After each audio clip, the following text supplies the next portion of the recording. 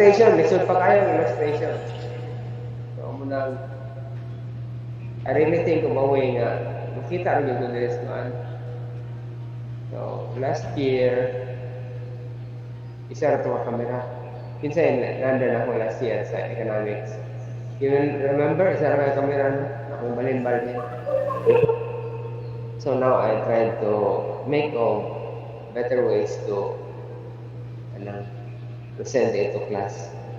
So at least ang tunga-tunga makita na ninyo ang tunga-tunga, no? Okay.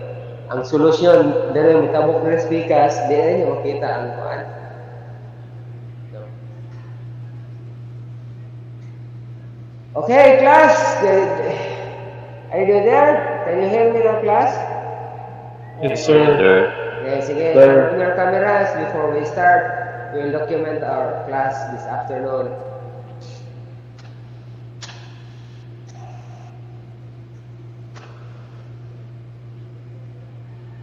And I also find that there will be more interaction those who are here rather than na-adere sa akuan. Maghilom naman. Magtanong question, talang sarap yung question. So, presume na ako nakasabot.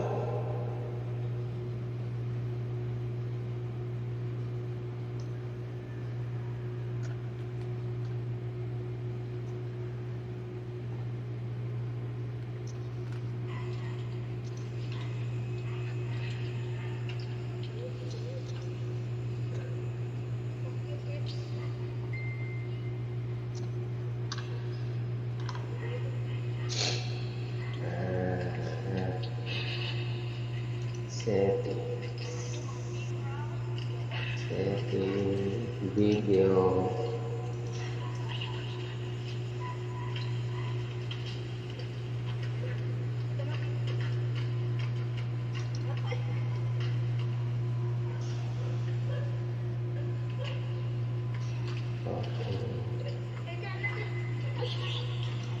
Spotlight. Pause. Okay. Spotlight. Spotlight.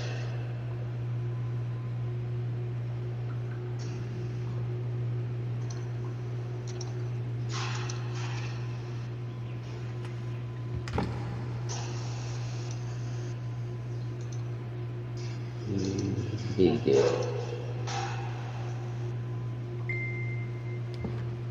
Okay. Okay, let's work. Start.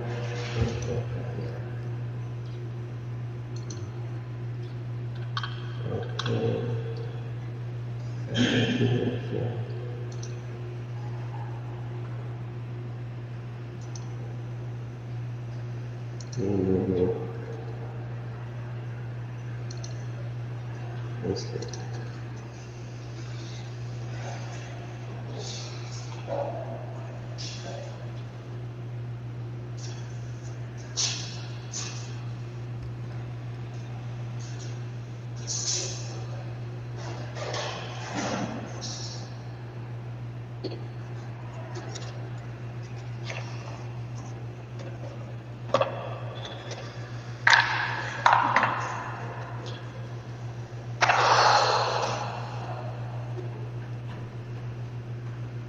Are all of you from Dumaguete?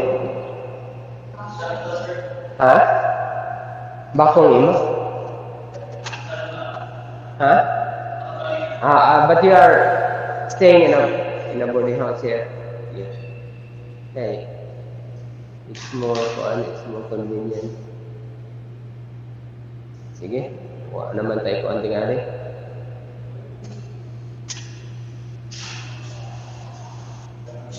Napay na nga sino?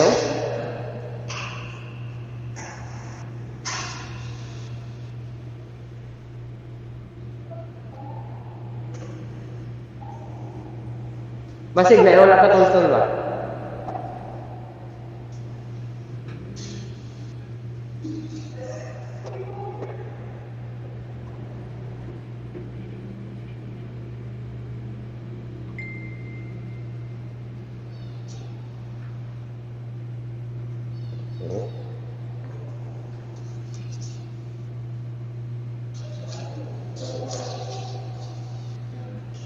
Kamong duha group 1 mo.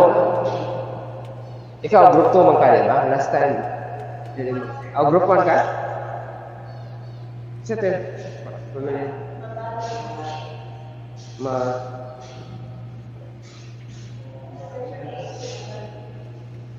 Bisa to? Mabalod. Okay, sorry. Imo ikaw. Katadman. Group 1 ka. Ikaw. Akab. Okay, group 1 gihapon. Hermosa ka, no? Hermosa. Si Oliver, your father? He was my student also. Ningon siya?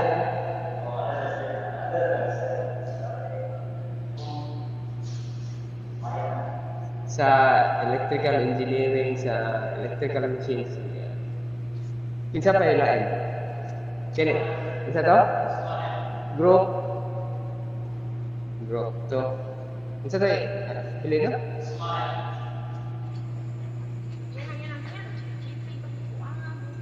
Isa din? Sumail. Sumail, yun.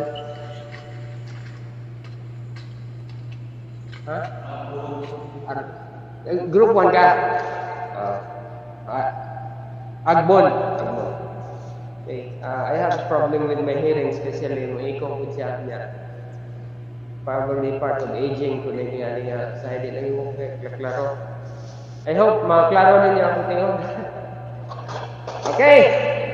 Hello class. Can you see now the board? Yes, sir. Yes, sir. Yes, sir. Good. Okay. So let's continue, no? Last time, if you will recall, we derived the formula of how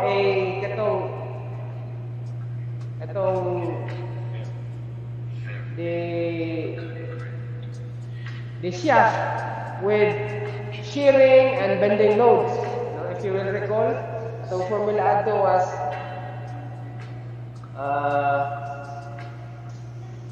ano mo to? 0.5 na siya because sorry. Itong 16 over 5d cubed, the square root of m squared plus t squared. And then of course this is 0.5, the yield point over the factor of safety. Okay, can you recall this? Nani sa inyo paano? Class, can you recall that? Class? Those who are online, can you follow? Yes, sir. Yes, sir. Yes, sir. I'm going to erase this, no? Because we will continue. This time, this was actually applied to shaft, no?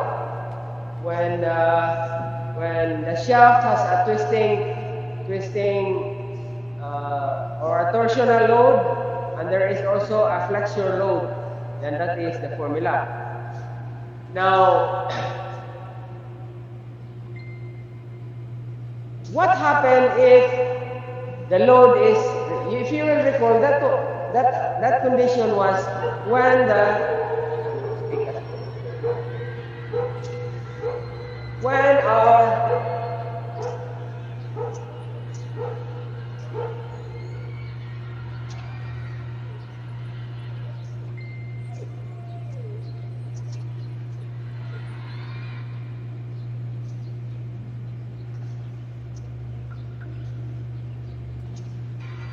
when our shearing stress, remember, it's a shaft, and then we can analyze it either below or on top, because on the side there are this is not present, zero na siya.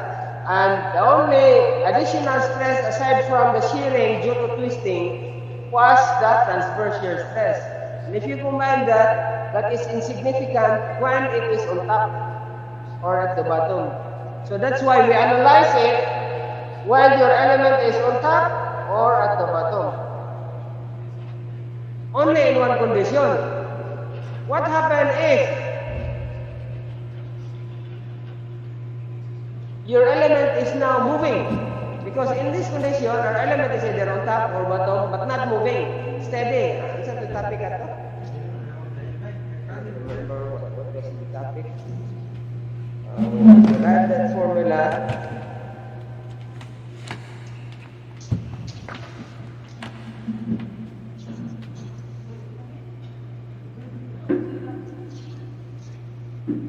maximum static shearing stress.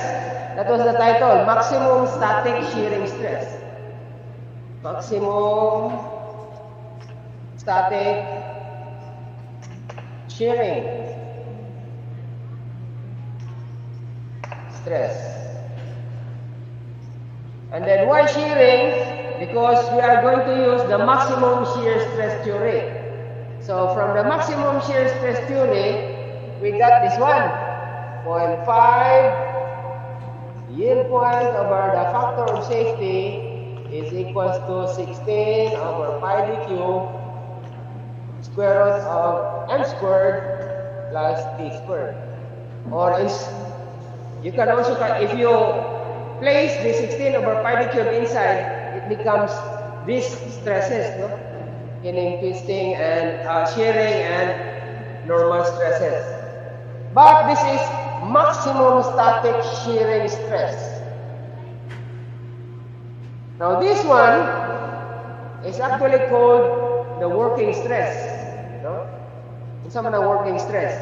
If you have a motorcycle which is designed to carry 2 persons, then that is the working stress of that motorcycle. It can carry also a single person, but if the design that it says that you're not supposed to load it with 3 persons, meaning when you load it with 3 persons, it's already a failure. Okay, so kanang working stress is katong failure over a factor of safety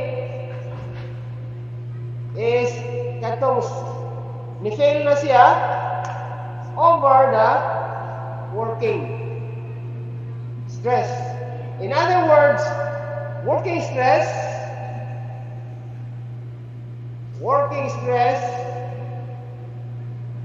is the failure over the factor of safety. Okay? Now, for this case, according to spots, we are going to use yield point. So that is why this is the yield point in shear. 1/2 of the yield point in tension, di ba? So this is the yield point. This is already yield point, so it's supposed to be failure. So once you have a factor of safety of greater than 1, your working stress should be below the failure. So that is the meaning of working stress. So this is your working stress.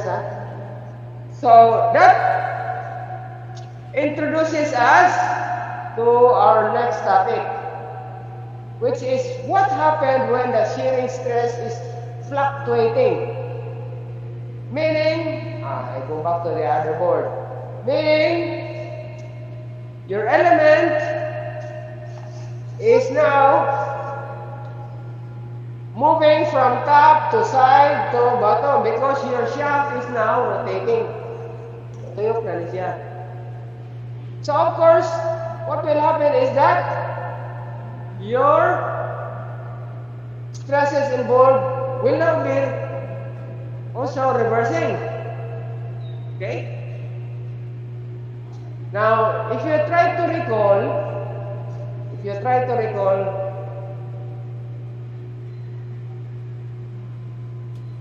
itong formula nato gani sa kuan.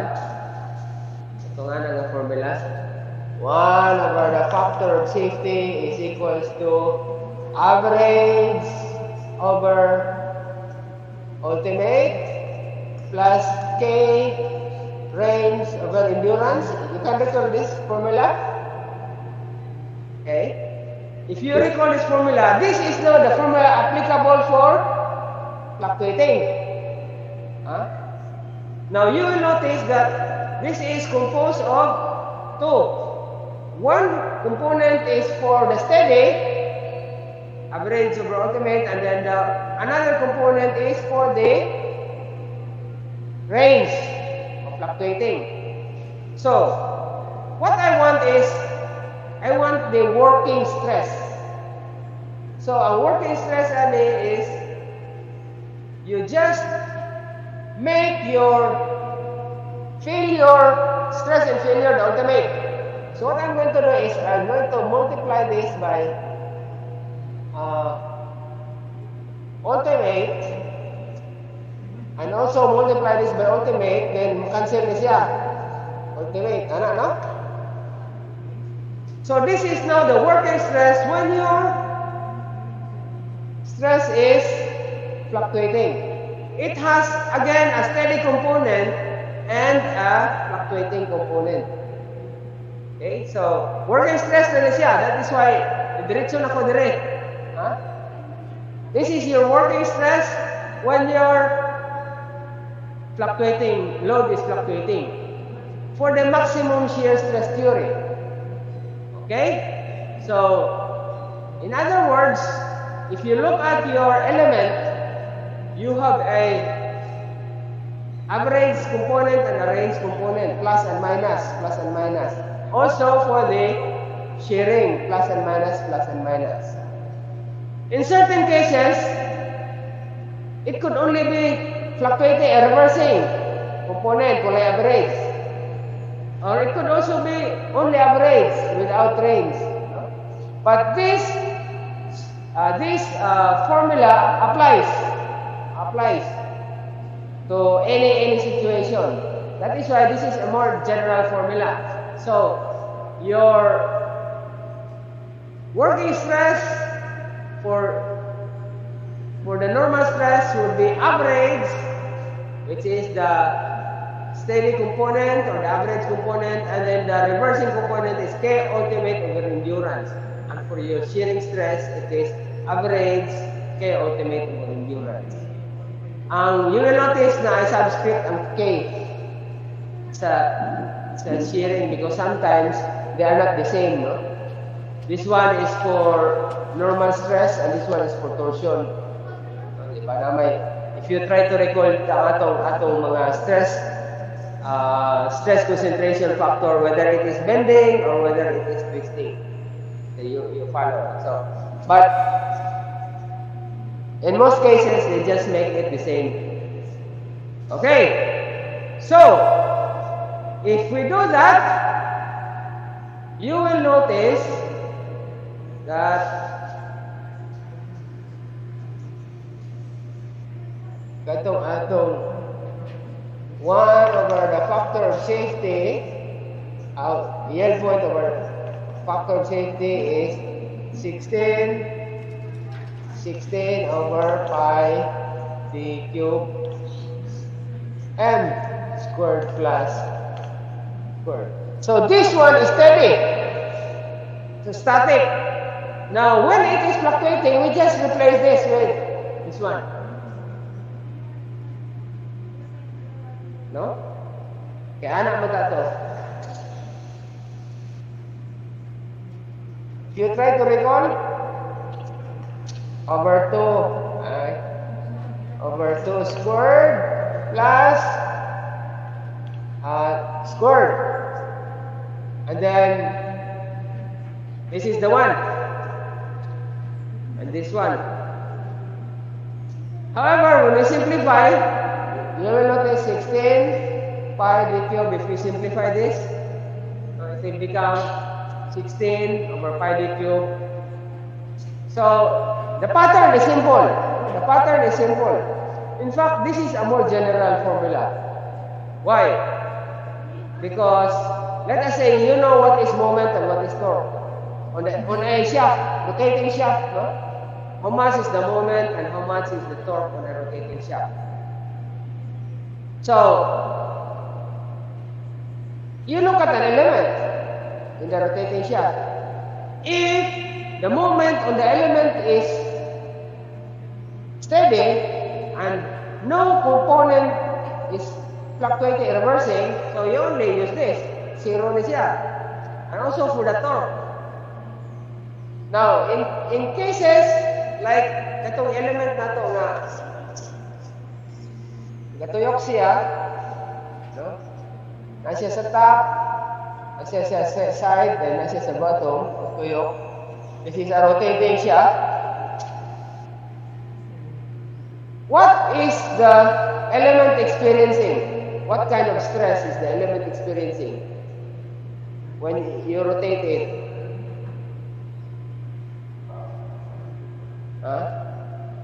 It is what? On top, what is the stress? Normal stress. Okay, and then at the bottom and on the side,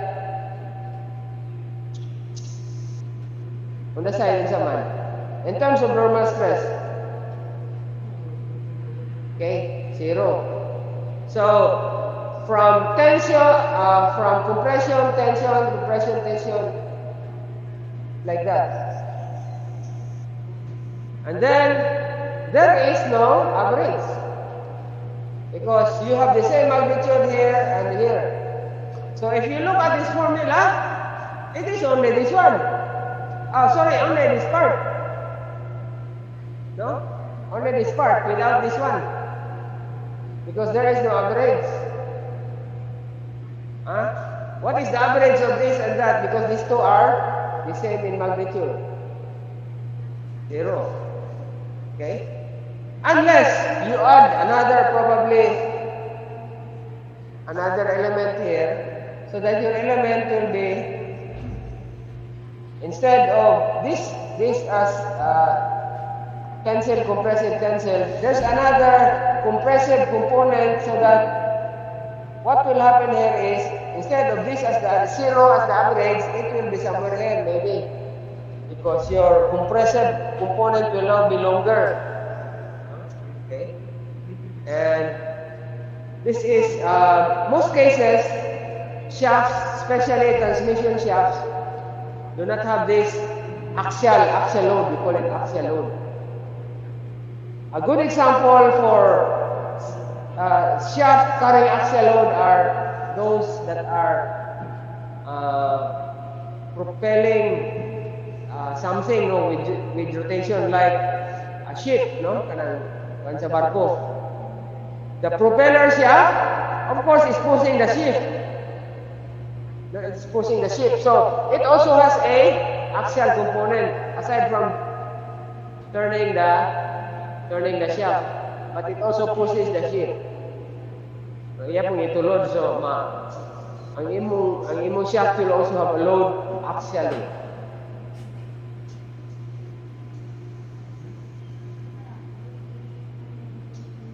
Okay, so this is actually the maximum shear stress theory. Maximum shear stress theory when the loads are fluctuating. So we start with this. Now for the Mississippi, which is the second one, we still also follow this one as the working stress. However, let us look at the Mississippi.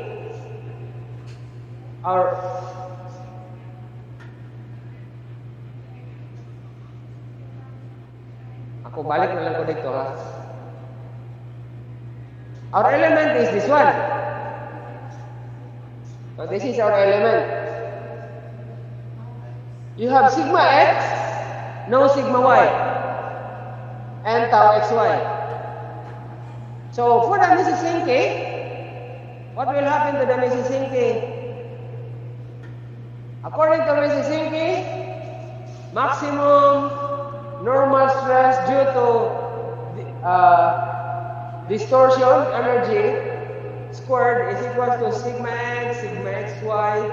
Since most of these have sigma y, then they become zero. Kaya wala kami sigma y. So sigma x squared plus 3 tau xy. Okay, that is for the Mississippi. Now, we use this for these two. Because remember, this is still maximum normal stress due to distortion energy squared. So, square root pa na ito na siya. Thus, equivalent static normal stress is the square root of that. Because that is squared, not square root. And this is, since this is normal stress, this is now our working stress. Wala na 0.5 because this is normal stress. You will recall? Ang katong 0.5, dun sa mga siya, it is 1/2 of the yield point. No, shearing. For shearing, ana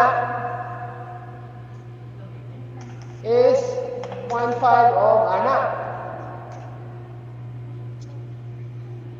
So that is why we have this. Maximum shearing stress, maximum working shearing stress is this one. However, if it is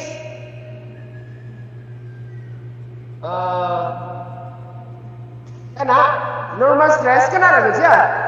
So that is why over the factor of safety. This is our stress due to failure over the factor of safety. That is our working stress.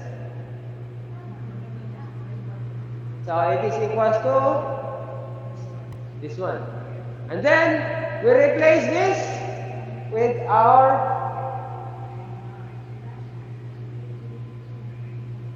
equivalent to the fluctuating.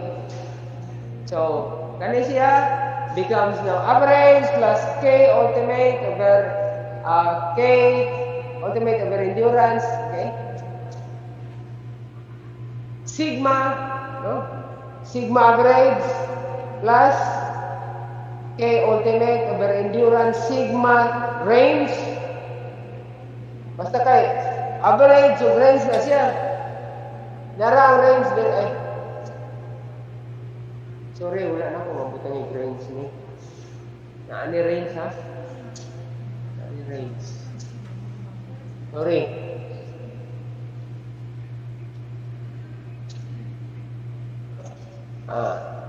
Tahu na to. Gini ba?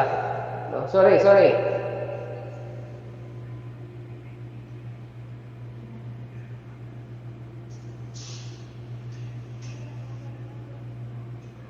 Class, okay? So are you still following with me?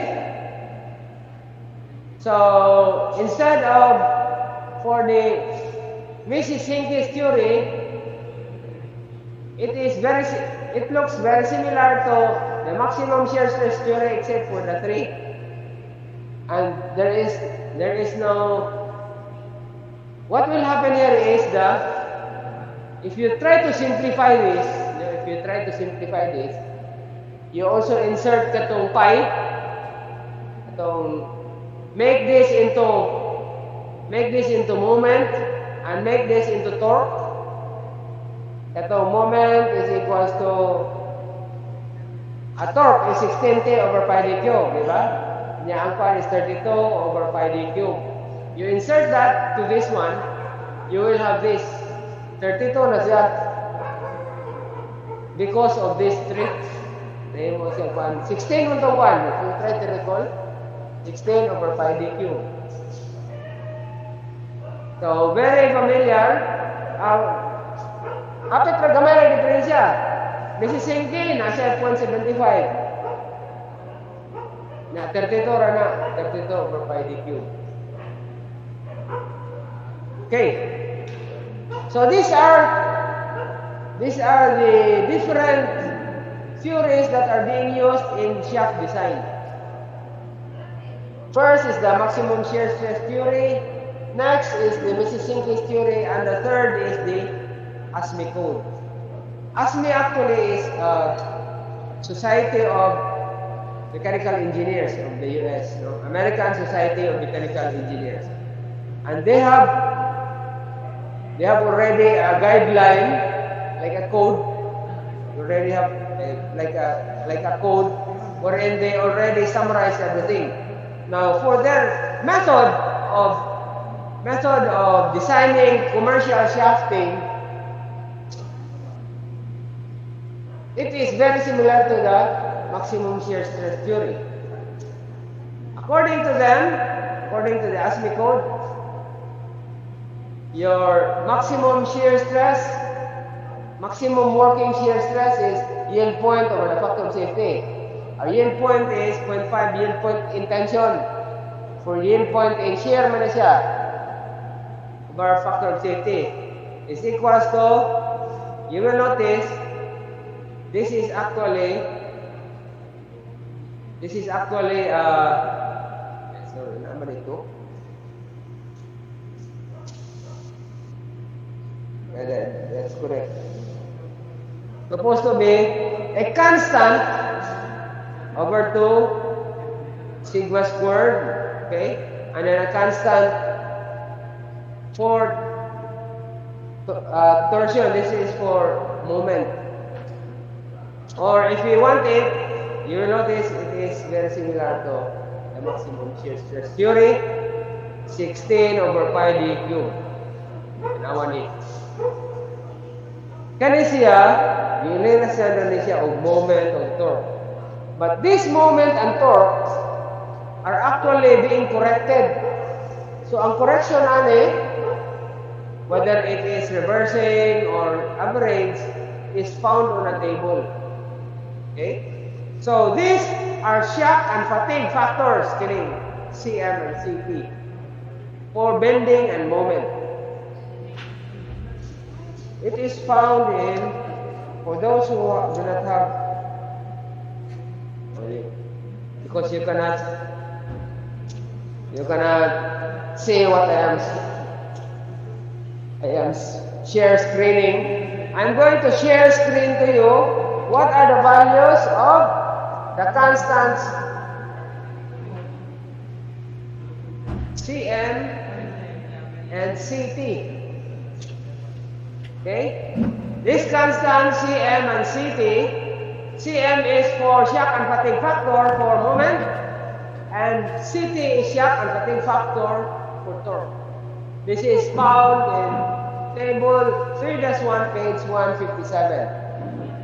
Okay, I'm going to share screen for those who are attending online.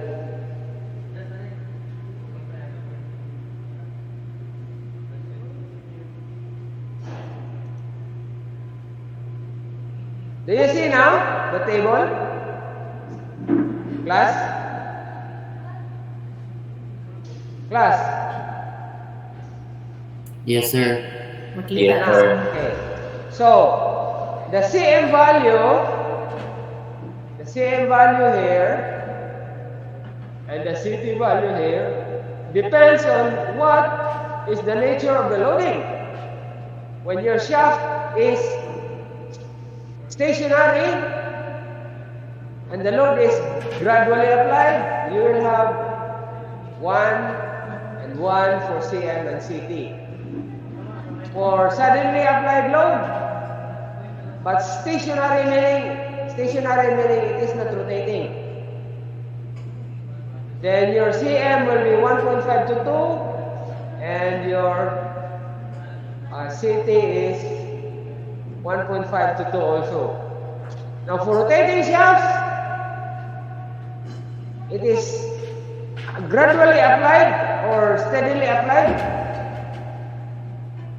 Your CM is 1.5 and your CT is 1, and so on. So that is the table 3. Are you following? Okay. Class, do you follow? Yes, sir. Yes, sir. Okay. So let's continue.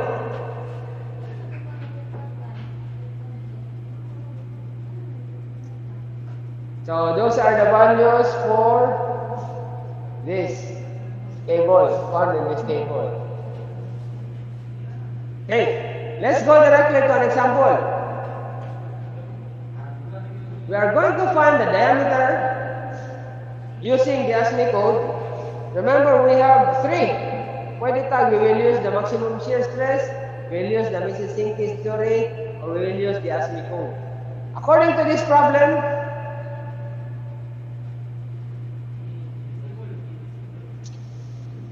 we are going to use the ASME code and find the diameter of a rotating shaft subjected to a maximum steady torque of 1,800,000 Newton millimeter and a steady bending moment of 3 million Newton millimeter. The shaft has a kiwi. Okay. Now, let's look at section 21.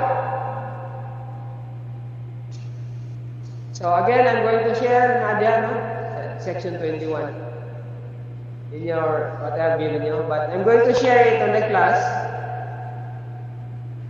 Section 21.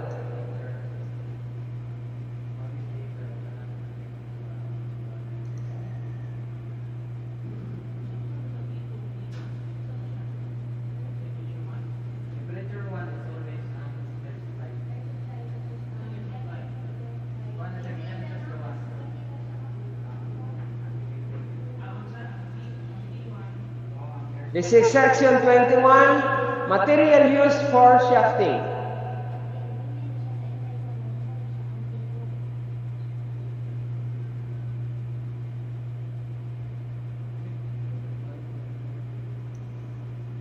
I'm going to share this, no?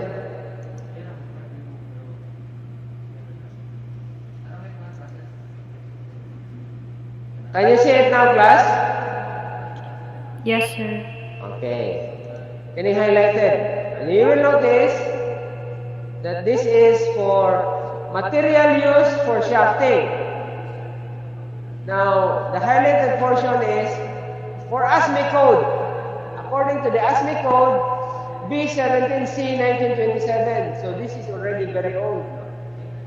These are the pioneers of designs because at that time, no, automobiles were the first, probably. If you recall, look at the history of automobiles.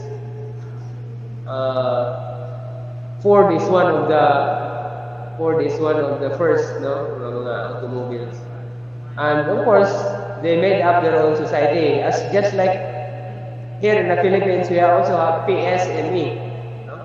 Philippine Society of Mechanical Engineers. So American Society of Mechanical Engineers, they also established or made an organization to standardize everything. So according to the ASME code, B17C 1927 recommends that working stress or maximum stress in shear be taken at 8,000 psi. This is for commercial shafting without any definite specification for physical and chemical properties. So when it is not specified what kind of material, automatic na 8,000. However, if it is being specified, you can find it in tables, kina yield point niya. Okay, so without any definite specification of physical and chemical properties, you use 8,000 as the maximum shearing stress. This is working stress na niya, wala na siya factor of safety. This is already the yield point over the factor of safety, kini 8,000. You will notice it is sigma max. And of course, ultimate strength range is from 45 to 70,000, and for the ultimate is 22,500 to 55,000 psi. Now, when there is a kiwi, there is a portion there. When there is a kiwi, what will happen? Kitse kabulon sa ng kiwi. Wala. Dili na katong kuan na katong sa New Zealand. Kapan man na sa New Zealand, no? Kiwi. So KIWI. This is Kiwi. Kiwi. Sama na. Sama na ko na illustrate. Dari na lang. So, okay, we will read first, no? Before going to knowing what is a keyway. According to this, according to the specification, when there is a keyway, there is stress concentration made at the working stress to be reduced. So we are going to reduce, no? When there is a keyway, we are going to reduce it by 75% of the value for the solid shaft. The reason for this is because there is a reduction in the section and stress concentration. Okay, there is a reduction in the section of the, okay, I'm going to illustrate it.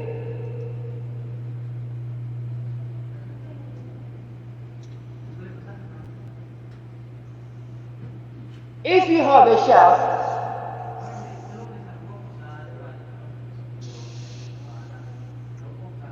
and then you want to insert something, so like probably a pulley, a gear usually, no? Or a sprocket, anything you want to insert here,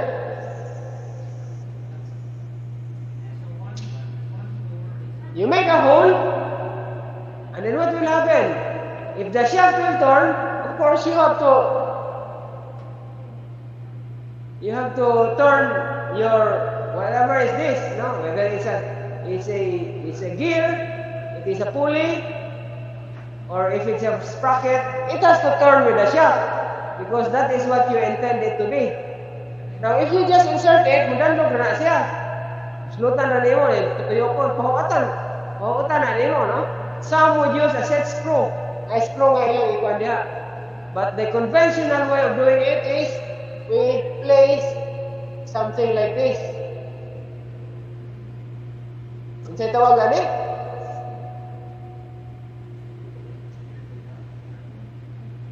Imo na siya suksukan diha aron nga this will follow with the rotation of the shaft. So what will happen there is the shaft, looking at the shaft,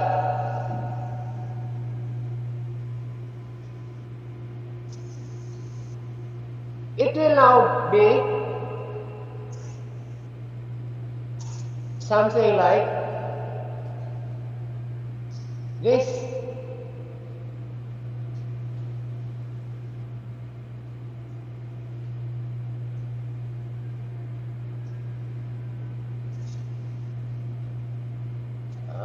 Siguro akong drawing.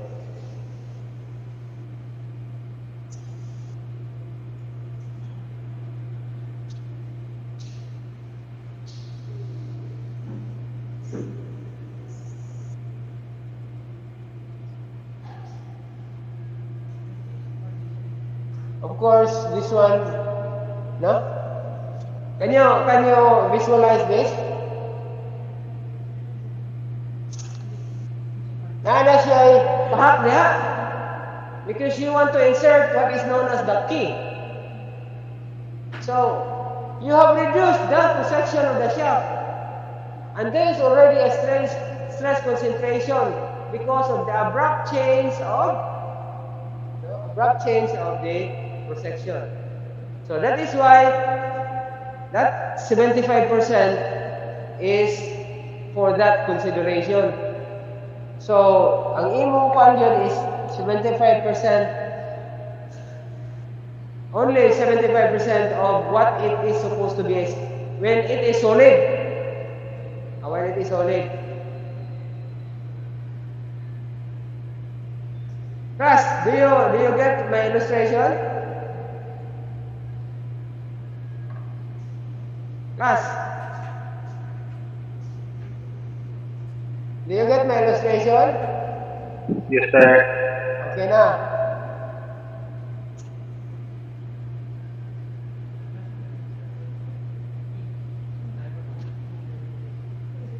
So that is the reason for the reduction in the strength of your shaft. So let's proceed to the example.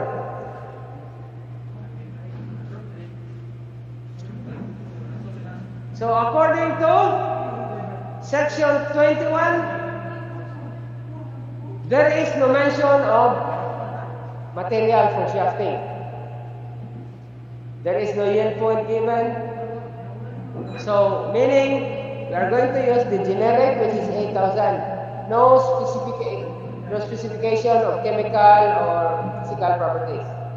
So from ASME code, we are going to use a working stress of 8,000 psi. This is without any physical or chemical specifications. But according also to that, I just place it here, no? According also to that, the ultimate is supposed to be 45 to 70, and the yield point is from 22 to 20,000 to 55,000. That's given, no? These are all given in this section. In the ASME code B17C. So, with the QA, the working stress be reduced to 75%. So our working stress without any chemical or physical specifications is 8,000. So we are going to reduce it by 75%. Now, why is there a 145? Can you remember the figure 145 before? We have been talking about 145.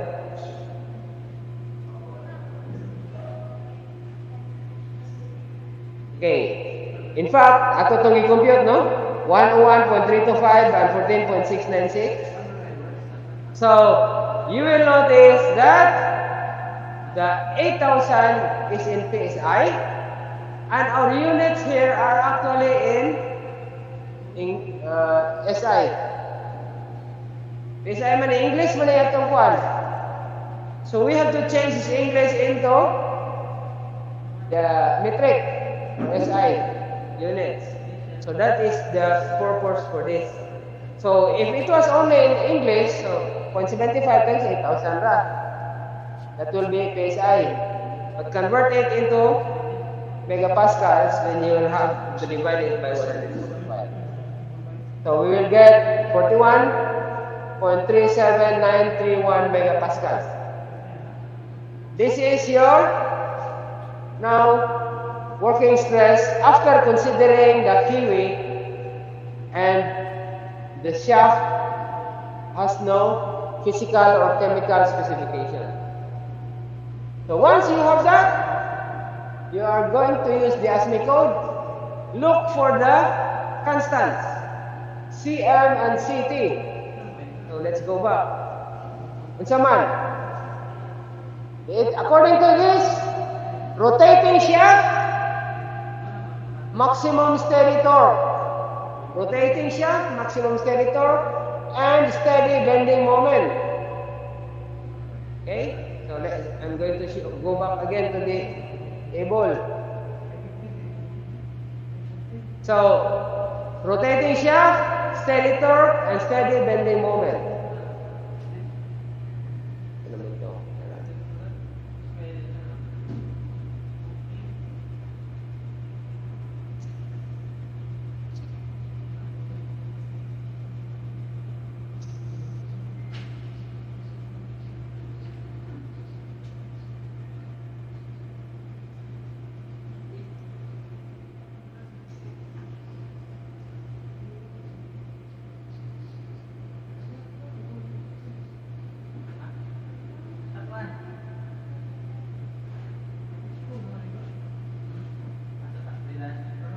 Okay.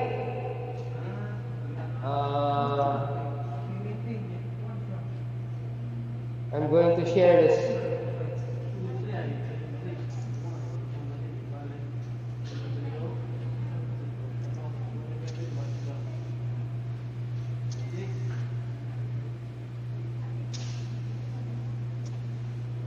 Okay, can you see the table now?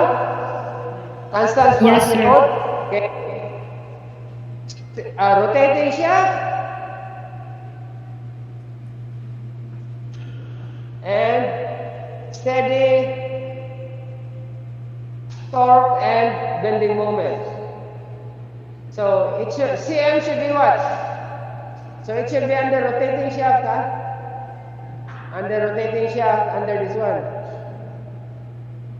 And then, what should be the load? Steady load. Not steady.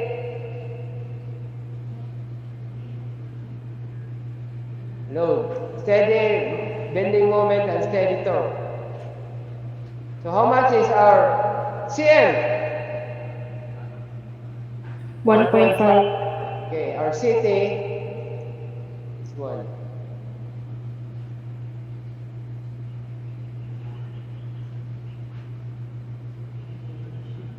Okay? So let's go back.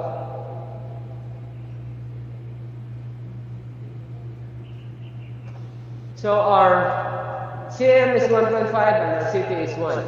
So you just substitute the maximum working stress, 16 over pi d cube, CM squared plus CT squared. And we substitute values. Remember, this is now from the 8,000 that we converted. The 8,000 times 0.75. That is the maximum working stress. And so we compute the diameter to be 84.180104 mm.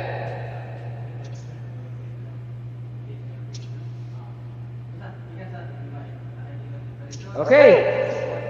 So any more questions?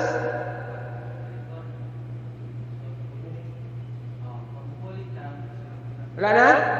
Any questions?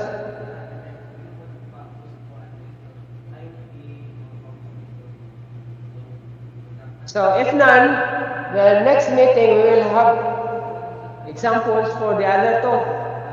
The maximum shear stress theory and the Mrs-Sinkis theory.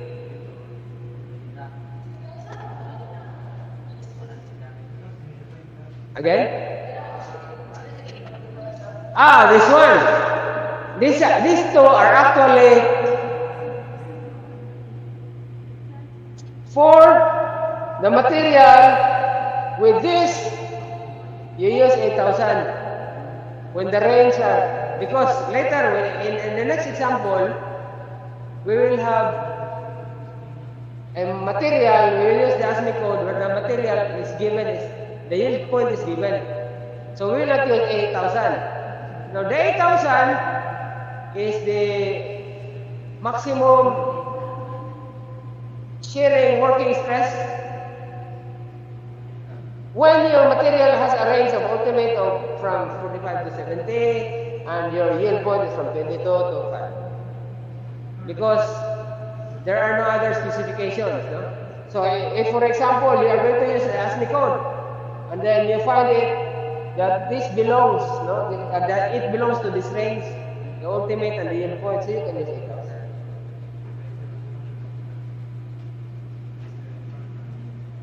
Or actually,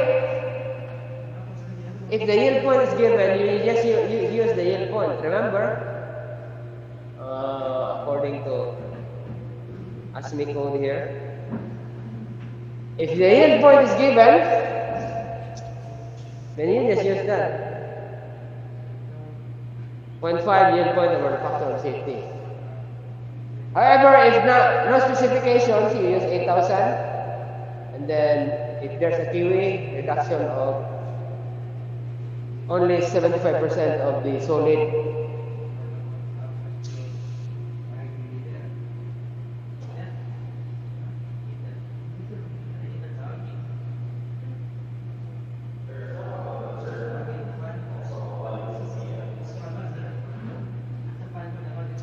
It depends on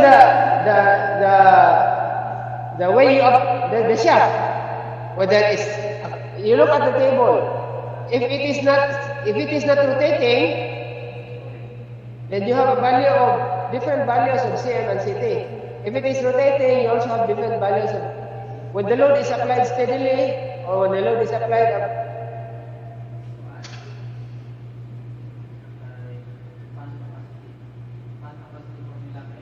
Do you understand?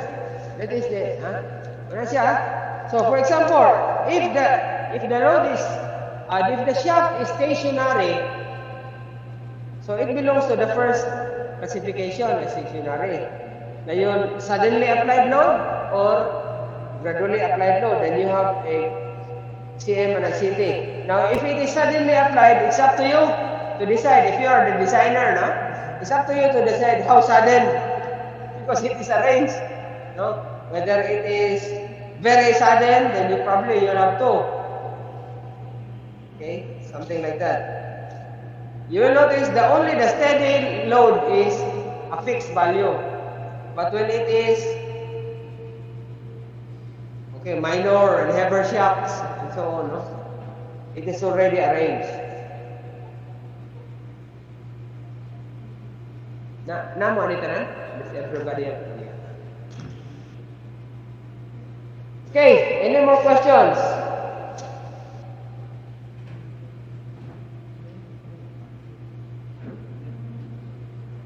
Okay, no more questions? So, just reminder, our exam will be next week. Because today is Wednesday, so our exam will be Wednesday next week. The coverage is from the beginning until the Moore circle. So if I can remember, it started with a simple tension, simple compression, a simple shearing, and then goes to flexure or bending, and then it goes to superposition. You will recall superposition, and then transverse, shearing stress, and then after that, the Moore circle. Is that correct? Moore circle. Oh. Yes, sir. Okay. So you look at some examples. So some examples of probable variations of our lecture. At the end of the PDF files, you will find some problems, no? So that probably it will also help you analyze some variations, because we cannot lecture everything. So variations of course, you just choose the problems which we have discussed, huh? Why do we love it? Because there are certain problems there that we have not discussed.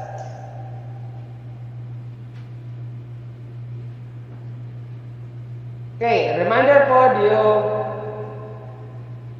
everybody should have his own calculator, no? I'm not allowing borrowing of calculators. So make sure you are familiar with your calculator, and I'm not also allowing to use cell phones, no? And also we are going to use the blue book. The blue book. I think there are 3 pages in the blue book. So if you think you need more, so probably 3 would be safe, no? Tulo would be very safe. In any case, if hindi mo magamit, then you can use it in the next one. Sa pamailain. Any other question? I'm going to instruct you how to write it, no? How to write during the exam, how to write your solution, because the blue book has a blue part, and you're not going to start on the blue part dito sa pikas na side. Okay, ang blue part, if you fold it, the blue part will be inside. So if you will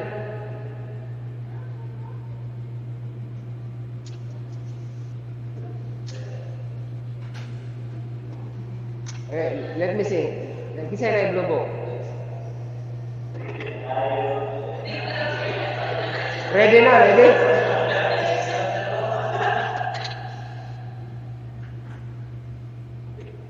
Tara. Okay.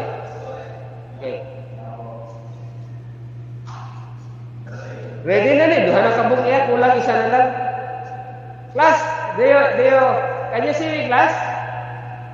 Yes, sir. Okay, so here is an example of a blue book.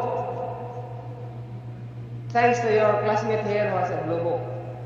Now, in your solution, you start here.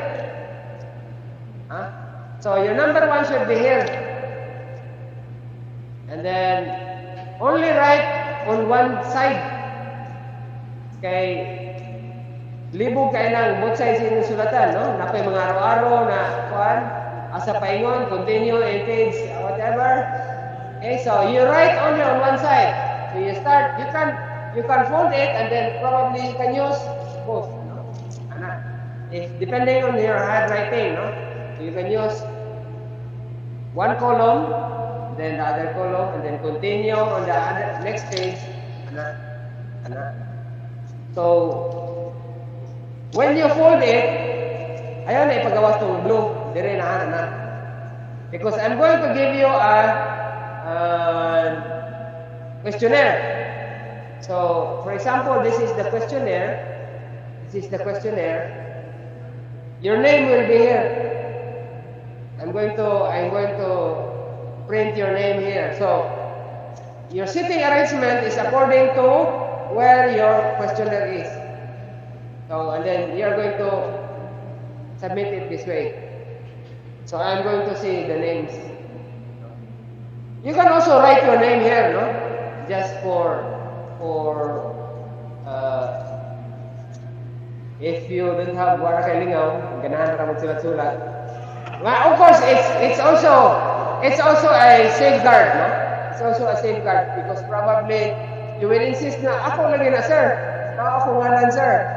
Yan lang man lagi ning ngalan dire because sayo ko lingkod sir. Ang absent mo ako ng lingkuran, something like that. Okay, but that's just a joke, no? So it also helps when you write your name here, no? Do you understand, class? Yes, sir. Okay, sige.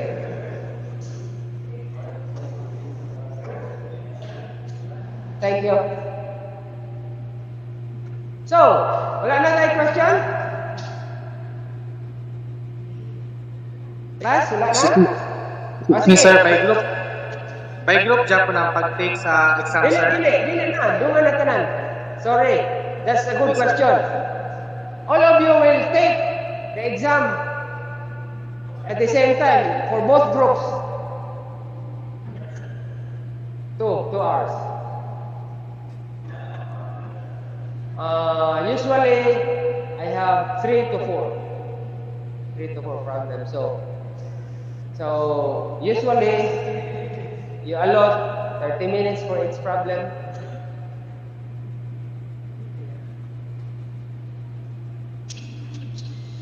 The grouping is just for those who are interested to join here in a face-to-face.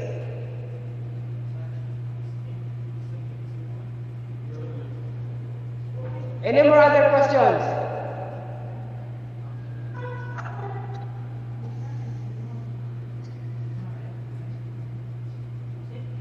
By the way, have you taken your screenshot? Screenshot sa basing malimot to. Kamu po dire, you can take pictures. Wala, katong picture niyo ginawa ko man to mga sulat-sulat diya. Probably you want to take another picture. Just make sure na dili makuha ni atong camera kay it is being set here makuha na.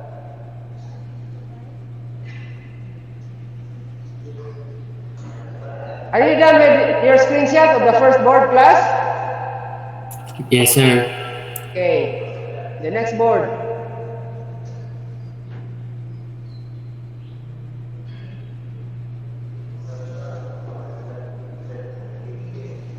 Okay na, class?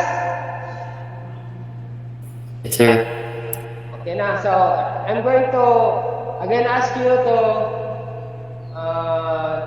turn on your cameras.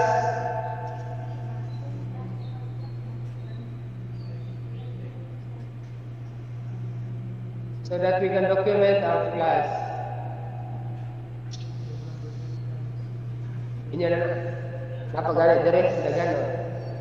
Ipangatag na lang ni Kinsay ganahan. Okay, I have printed enough. I have printed enough. I was expecting about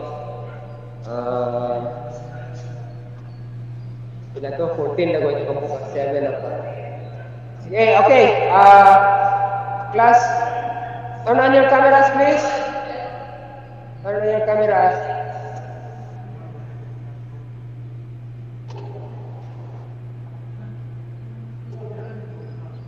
Then I'm going to request you to erase the board, no?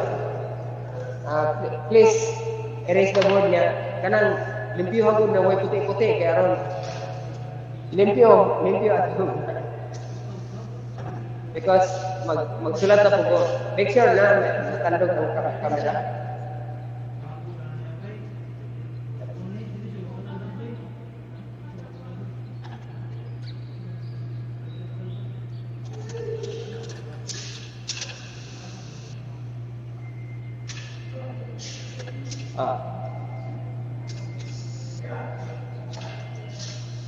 I'm going to open this kay aron mataktak ninyo sa gawas.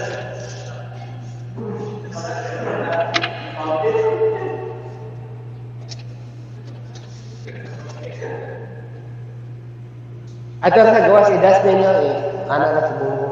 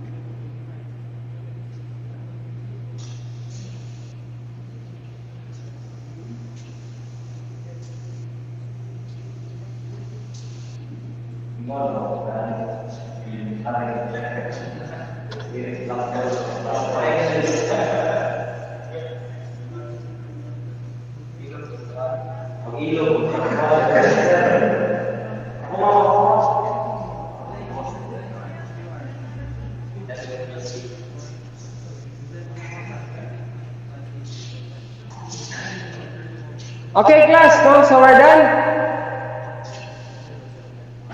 Class, we're done. See you this Friday, hopefully, if everything goes well. Thank you, sir. Thank you, sir. Okay, bye. Thank you, sir.